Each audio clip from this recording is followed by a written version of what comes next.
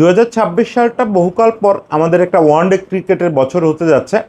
One day cricket খেলাটা তো সারা পৃথিবী ভুলে যাওয়ার জোগাড় হচ্ছে। যা হয় টি-20 ফাঁকে ফাঁকে টুকটাক টেস্ট হয়।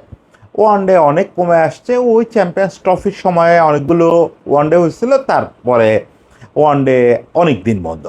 এবছর আমরা অনেক ওয়ানডে খেলবো, অনেক ওয়ানডে সিরিজ খেলবো, এবং এটা আমাদের জন্য ভয়াবহ ভয়াবহ জরুরি, কারণ 2027 বিশ্বকাপ খেলতে হবে আমাদের।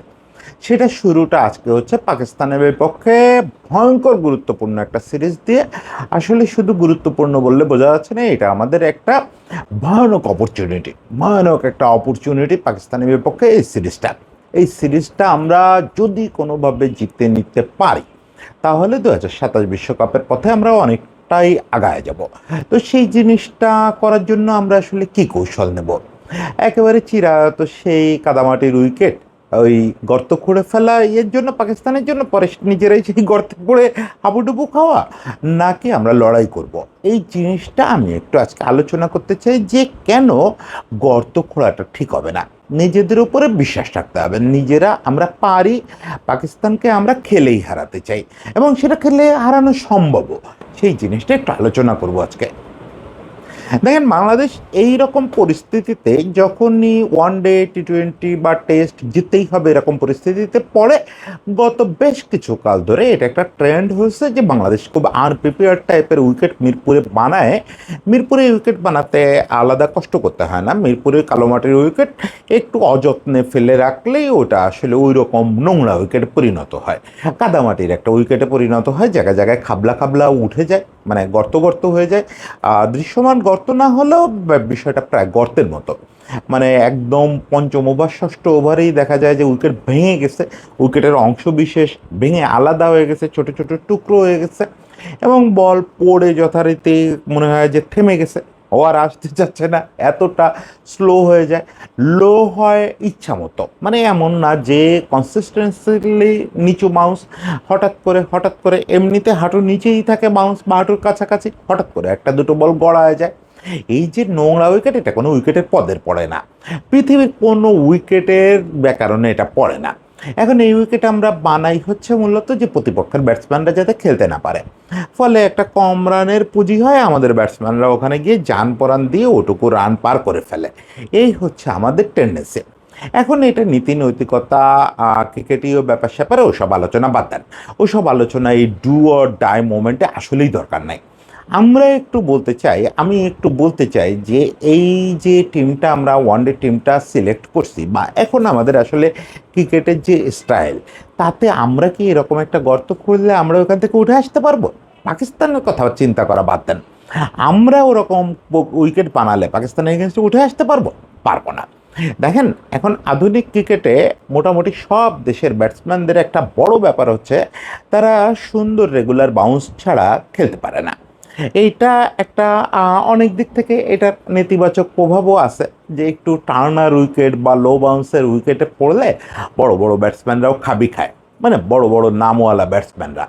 আবার এটাকে আমার কাছে খুব ভালো লাগে, কারণ হচ্ছে যে সেই তো আসলে ব্যাটসম্যান যে সোজা হয়ে দাঁড়ায় ব্যাট করতে পারে, মানে কোমর উঁচু করে সাহসের সঙ্গে ব্যাট করবে। এখন মানে যেভাবেই দেখেন দিনটা ওরকম হয়ে গেছে। এখন লো বাউন্সের এগেনস্টে খেলা, ওই ফ্রন্ট ফুটে বারবার গিয়ে ডিফেন্স করে টুকটুক করে সুইপ করে এদিক ওদিক কিছু বল পাঠায় দিয়ে রান করা, এটা ব্যাটসম্যান পৃথিবী জুড়েই কমে গেছে। ঘটনাচক্রে আমাদের দেশেও তাই। আমাদের দেশেও এই যে জেনারেশনটা যারা এখন এই যে ওয়ানডেতে আপনি যাদের নিয়ে নামতেছেন, এরা কেউ ওই উইকেটে খেলা ব্যাটসম্যানরা। একমাত্র শান্তকে আমি হয়তো একটু গ্রেস মার্ক দিয়ে ভাবতে পারি, যে শান্ত হয়তো এই উইকেটে কিছু রান করবে। আচ্ছা, আফিফ যদি একাদশে থাকে, সে ওরকম কাদা উইকেট বানালে কিছু রান করবে। এছাড়া কারোর ওই অ্যাবিলিটি নাই, মানে পজিটিভ অর্থে ওই অ্যাবিলিটি নাই। এরা সবাই যথেষ্ট অ্যাটাকিং ব্যাটসম্যান এবং ফেয়ার উইকেটে খেলতে চায় এরা।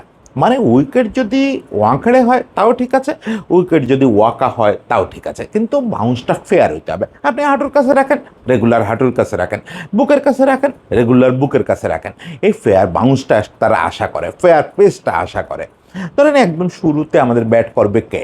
সৌম্য আর সাইফ, ওরা দুজন সৌম্য তো লো বাউন্সে এবং আনইভেন বাউন্সে খেলতেই পারে না, মানে সৌম্যর জন্য একদম কবরখানা হচ্ছে ওই ধরনের উইকেট।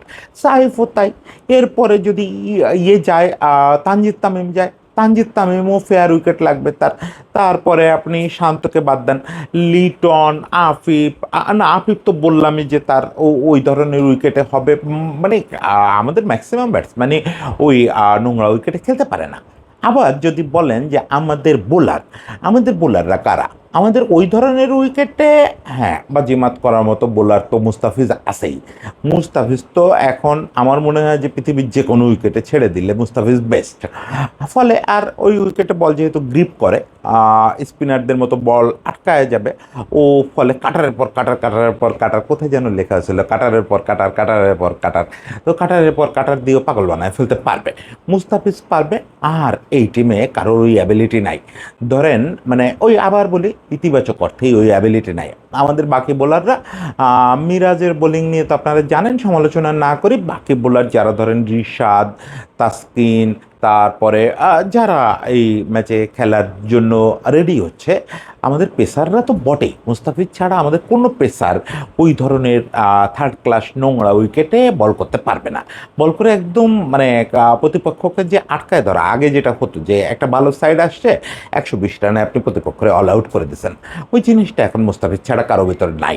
ফলে আপনি কেন এরকম গর্ত খুঁড়বেন? আমি জানি না, কালকে এবং পরশু ওই ক্যাপ্টেন কোচের প্রেস কনফারেন্স শুনে একটা সন্দেহ তৈরি হয়েছে। দুজনই বলছে যে হোম কন্ডিশনের সুবিধা তো নিতেই হবে।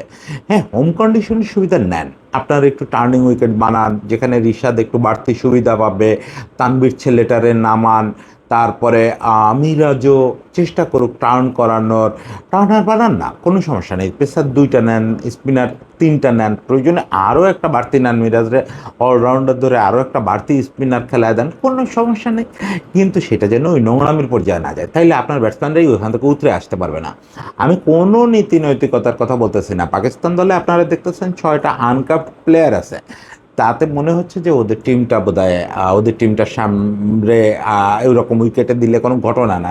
না রে ভাই, ওরা যদি একটু টুকটাক 2-4টা হিট করে ফেলতে পারে, ধরেন এইসব ক্ষেত্রে হয় কি, বড় দলগুলো যেটা করে আপনার সারাক্ষণ তো পারবে না, ওরাও পারবে না, আমরাও পারবো না এই ধরনের নোংরা উইকেটে, কিন্তু ওদের গায়ে তো শক্তি আমাদের চেয়ে অনেক বেশি।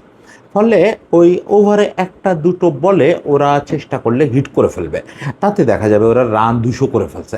আমরা তো এখানে 150 রানও করতে পারবো না ওইরকম উইকেট বানালে, আমাদের সেরকম ব্যাটসম্যানই নাই। ফলে আমি জানি না, উইকেট তো যা হওয়ার এতদিনে হয়ে গেছে, এটা তো এখন আর আলোচনা করে খুব একটা লাভ নেই। তবে যদি আমরা ওরকম উইকেট বানাই তাহলে আমরা নিজেদের কবরই খুঁড়বো, একেবারে নিজেদের কবর খোঁড়া হয়ে যাবে। গর্ত আর বলতেছি না যে গর্ত খুঁড়ে পাকিস্তানটা ফেলতে গিয়ে নিজেরা গর্তে পড়ে যাব, তা বলতেছি না, কবর হয়ে যাবে। এবং সেটা যদি হয় বাংলাদেশের তো সমূহ বিপদ, কারণ আমরা অনেক ওয়ানডে সিরিজ খেলবো ঠিক আছে, কিন্তু বেশিরভাগ ওয়ানডে সিরিজ কিন্তু আমাদের পক্ষে জিতে বের হওয়া কঠিন হবে। আর ওই যে জিম্বাবুয়ে টুয়ে এদের বিপক্ষে জিতে লাভ নাই। আমাদের 2027 বিশ্বকাপ খেলতে গেলে র্যাঙ্কিং একটা সার্টেন জায়গায় থাকতে হবে। অ্যাকচুয়ালি 1999 সালে বিশ্বকাপ খেলা শুরু করার পরে এরকম ইকুয়েশনের মধ্যে আমরা কখনো পড়ি নাই যে বাছাই পর্বে আমাদের অমুক অবস্থানে না থাকলে আমরা আগামী বিশ্বকাপটা, ওয়ানডে বিশ্বকাপটা খেলতে পারবো না। আমরা সব সময় একটা ভালো অবস্থানে থাকছি, ইভেন এক সার্কেলে আমরা 4 নম্বর না 3 নম্বর দল হিসাবেও ওয়ানডে বিশ্বকাপ খেলতে গেছি। আরে বাপরে বাপ, কি দাপট দেখাইছি এক সময় ওয়ানডেতে, সেখানে এখন আমাদের এই যে ধুঁকতে হচ্ছে, প্রত্যেকটা সিরিজ ইকুয়েশন করে খেলতে হচ্ছে, সেখানে মাথায় রাখতে হবে যে আমাদের চেয়ে হায়ার র্যাঙ্ক টিমের এগেনস্টে আমাদের জিততে হবে, তা না হলে কিন্তু আমাদের পয়েন্ট বাড়বে না, আমাদের র্যাঙ্কিং বাড়বে না।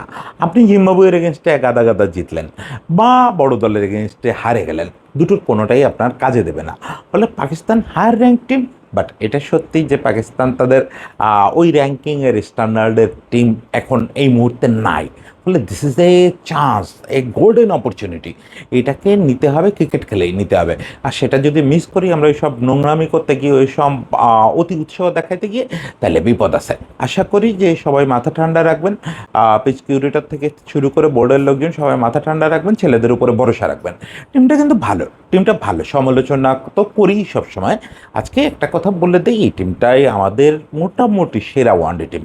1-2জন এদিক ওদিক হইতে পারে, তাতে কি যায় আসে। এই টিমটার উপরে সবাই ভরসা রাখতে হবে, মনে করি যে এরা টিম আমাদের এই সিরিজটা বের করে এনে দেবে। তার জন্য আজকে প্রথম ম্যাচটা বের করে আনা খুব জরুরি। প্রথম ম্যাচটা জিতলে বাকিটা অনেক ইজি হয়ে যায়। প্রথম ম্যাচটা যে কোনো মূল্যে বের করে আনতে হবে। সবাইকে শুভেচ্ছা, শুভকামনা থাকলো। তারপর খেলা শেষে আবার কথা হবে। সবাই ভালো থাকবেন।